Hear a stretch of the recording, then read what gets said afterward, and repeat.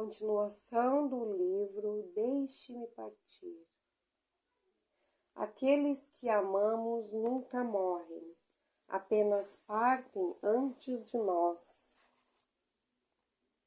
Como você tem feito preces depois da morte de seu querido ou de sua querida? Quando meditamos sobre o tema prece, chegamos à conclusão de que oramos para pedir e dificilmente para agradecer. Muitas vezes o fazemos por intercessão a amigos ou diante de calamidades que nos comovem. Em cada momento, em cada situação da vida, fazemos orações diferentes. Quando perdemos um ente querido, também passamos por fases na oração. Primeiro, não oramos, não conseguimos.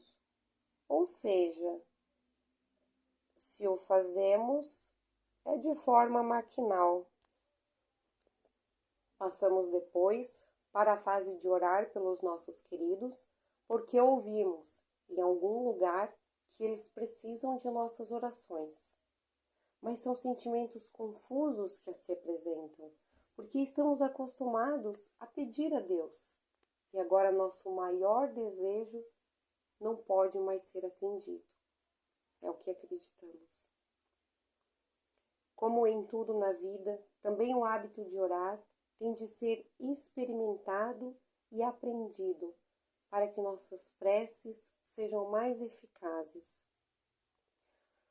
Quando vamos orar pelos nossos queridos que partiram, devemos fazê-lo para que eles encontrem a paz na nova fase e para que, após essa passagem pelo mundo material, aproveitem a ajuda daqueles que estão com eles, colaborando para que rapidamente se adaptem ao novo lar, pois, na verdade, lá é a verdadeira vida. Pelo pensamento, nos comunicamos com eles. Como vivemos na era dos e-mails e dos celulares, podemos dizer que a oração funcionará como uma mensagem enviada, que com certeza será sentida, consolará e dará forças onde quer que nossos queridos estejam. Essas preces têm o objetivo de auxiliá-los no desprendimento do mundo material. A eficácia de nossas preces está na sinceridade dos nossos pensamentos e não nas palavras bonitas e escolhidas que venhamos a proferir. Diz-nos o Evangelho segundo o Espiritismo que os pensamentos enviados ressoam como vozes amigas, que os ajudam enquanto se conscientizam de que agora vivem no outro lado da vida. A grande maioria passa por um momento de adormecimento, até que seja despertada pelos benfeitores espirituais que conscientizam os espíritos do momento que vivem agora. Assim, o ideal é proferirmos preces do fundo do coração, que são as mais sinceras e que seguem diretamente ao coração dos nossos queridos.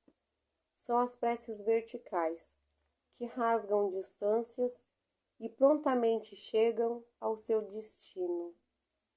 Por meio da prece, voltamos a estar bem próximos dos nossos queridos. Existem 3 tipos de pessoas: as que se preocupam até a morte, as que trabalham até morrer e as que se aborrecem até a morte. Será que minha prece chega até o meu querido? Portanto, quando o pensamento é dirigido a um ser qualquer na terra ou no espaço, de encarnado para desencarnado ou de desencarnado para encarnado, uma corrente de fluidos se estabelece entre um e outro, transmitindo o pensamento entre eles, como o ar transmite o som. A intensidade dessa corrente de fluidos será forte ou fraca, de acordo com a força do pensamento e da vontade de quem ora.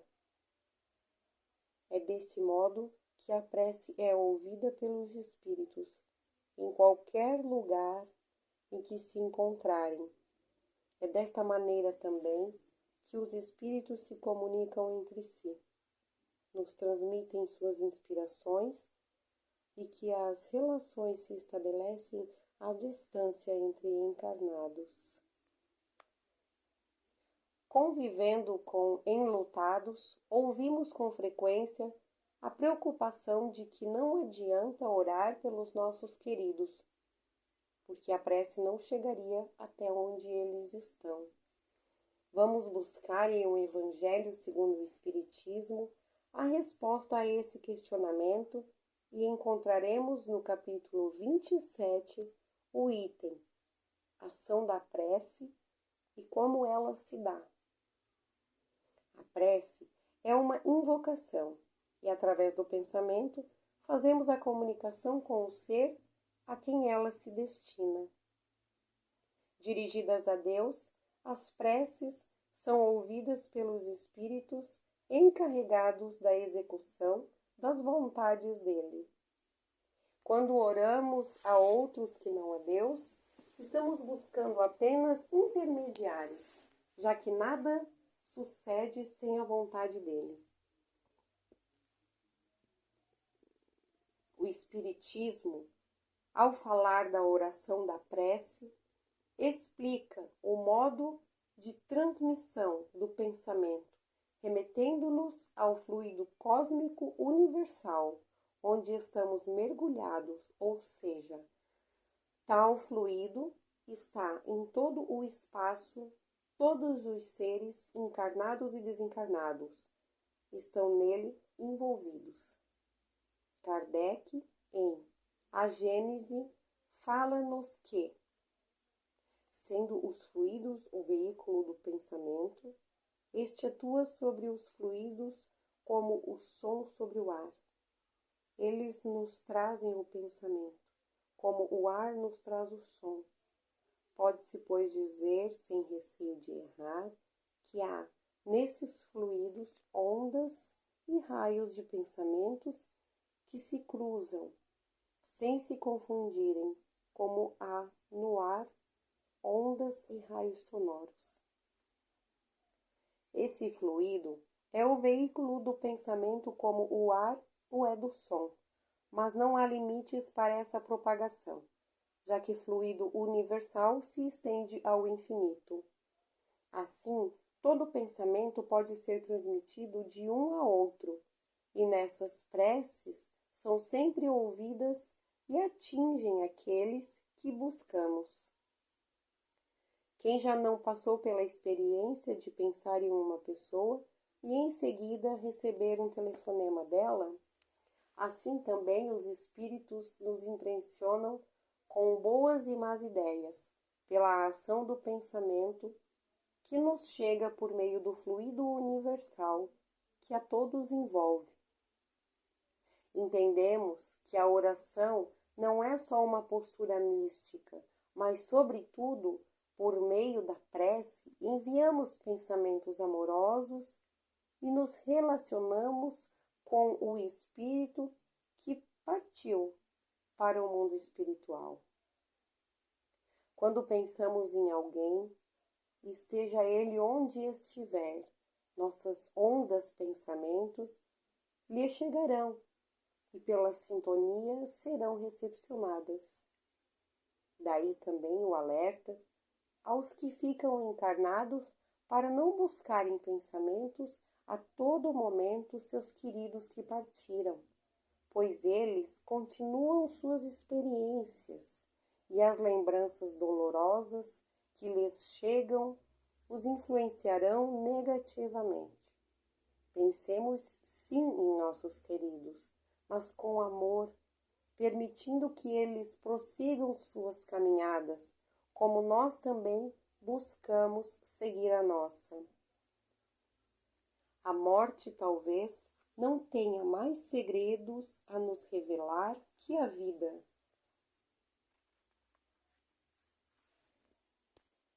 Os 5 estágios da dor que um enlutado vive. A dor que te alcança é tua, ninguém a sofrerá por ti. Os amigos se apiedarão, buscarão auxiliar-te, porém o espinho estará cravado nas carnes da tua alma. Da mesma forma, a felicidade que te chega é tua. Haverá riso e satisfação entre aqueles que te amam.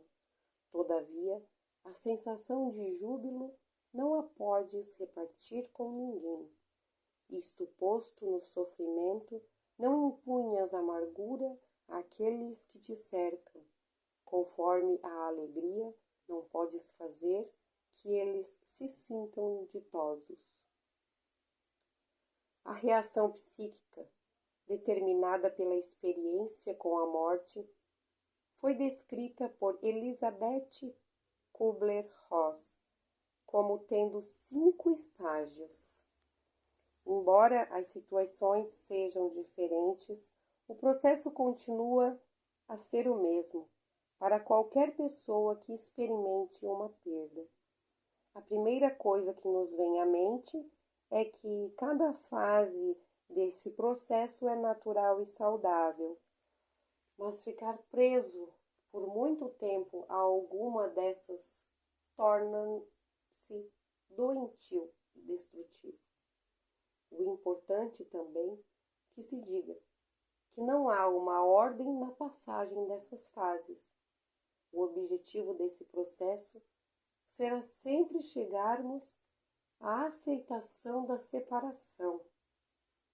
Assim, as fases do luto são a negação, a raiva, a negociação, a depressão, dor e desespero e a aceitação. Primeiro estágio: negação e isolamento. O primeiro estágio, a negação e o isolamento, são mecanismos de defesa temporários contra a dor psíquica diante da morte. A intensidade e a duração desses mecanismos de defesa dependem de como a própria pessoa que sofre e as outras pessoas ao seu redor são capazes de lidar com essa dor. Todos nós negamos a realidade que não estamos preparados para aceitar. Tantas vezes alguém vem nos contar sobre a morte de alguém e dizemos: não acredito. Essa negação pode durar instantes ou anos. Normalmente, a pessoa apresenta-se assim. Fica em estado de incredulidade, faz perguntas como: por que isso aconteceu? Por que não evitei isso? Procura uma maneira de manter a pessoa junto a si. Dessa forma, não desarruma o seu quarto, não doa os seus pertences. Pensa ver e ouvir a pessoa que se foi. Começa a sentir a realidade do ocorrido. Em geral, a negação e o isolamento não persistem por muito tempo. Segundo estágio, a raiva. Por causa da raiva que surge devido à impossibilidade de mantermos a negação e o isolamento, os relacionamentos se tornam problemáticos e todo o ambiente é hostilizado pela revolta de quem sabe que vai morrer. Junto com a raiva também surgem sentimentos de revolta, inveja e ressentimento. Nessa fase, a dor psíquica, ao enfrentar a morte, se manifesta por atitudes agressivas e de revolta e naturalmente se questiona: por que comigo? Com tanta gente ruim para morrer, por que eu? Eu, que sempre fiz o bem, sempre trabalhei e sempre fui honesto. Ou ainda, ficamos com raiva da pessoa por ter morrido, ou às vezes ficamos com raiva de Deus que a levou. Transformar a dor psíquica em agressão é mais ou menos o que acontece com crianças com depressão. É importante nesse estágio haver compreensão dos demais sobre a angústia transformada em raiva. Terceiro estágio, barganha, negociação. Após a negação e o isolamento, percebendo que a raiva também não resolveu, a pessoa entra no terceiro estágio, a barganha. Negociar é uma forma desesperada para conseguirmos que as coisas aconteçam como queremos. Negociar nos impede de enfrentar a realidade. É uma força de negação. Até certo ponto é saudável, protege-nos de uma realidade que ainda não estamos preparados para aceitar, mas é destrutivo se perdurar por muito tempo. A maioria dessas barganhas é feita com Deus e normalmente mantidas em segredo. A pessoa passa a implorar que Deus aceite sua oferta em troca da vida, como, por exemplo, sua promessa de uma vida dedicada à religião, aos pobres, à caridade e enfim. Na realidade, a barganha é uma tentativa de adiantamento. Nessa fase, o enlutado se mantém sereno, reflexível e dócil, pois acredita que não se pode barganhar com Deus, ao mesmo tempo em que hostiliza as pessoas. Quarto estágio, depressão, dor e desespero. Essa é a fase mais associada ao luto. No entanto, é apenas uma das partes do processo. O enlutado está se movendo, pois negar não adiantou. Agredir e se revoltar também não. Fazer barganhas não resolveu. Surge então um sentimento de grande perda.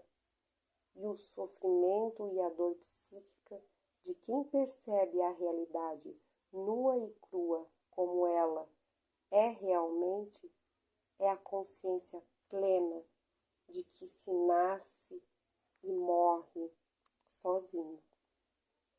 Aqui, a depressão assume um quadro de desânimo, desinteresse, apatia, tristeza, choro e etc.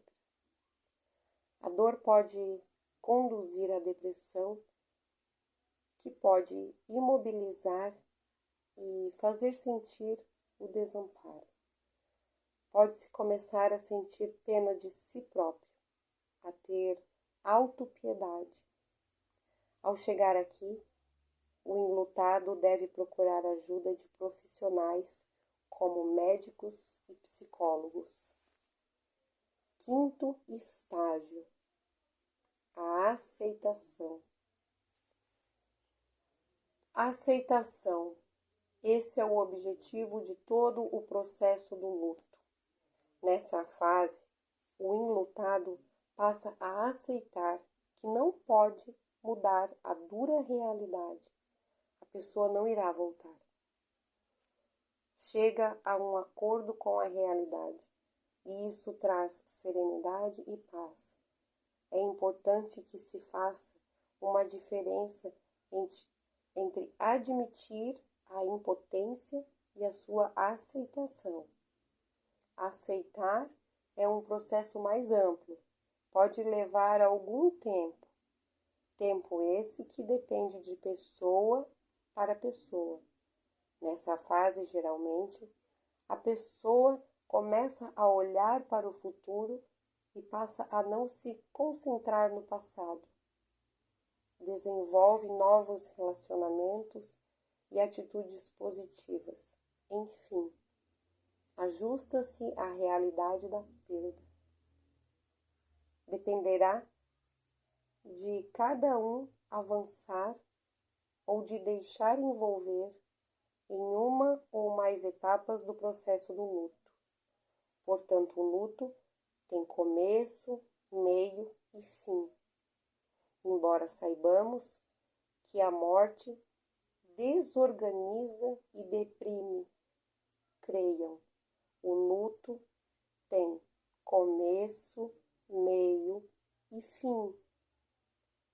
Quando se ultrapassa a fase do luto, inicia-se uma reconstrução da vida, ou seja, a pessoa passa a encontrar sentido na nova vida. Na sequência, consegue-se amar as pessoas que ficaram e passa-se a aceitar a realidade da separação. Enfrentamos as emoções do pesar, adaptamos-nos à vida sem a pessoa, encontramos maneiras adequadas para nos lembrar daquele que partiu. Reconstruímos os sistemas fisiológicos e a fé, abalados pela perda, além da própria identidade. Nesse processo, a dor da ausência se transforma em saudade e a vida continua, com outro sentido. Costumamos dizer que se passa da saudade com dor para a saudade com amor.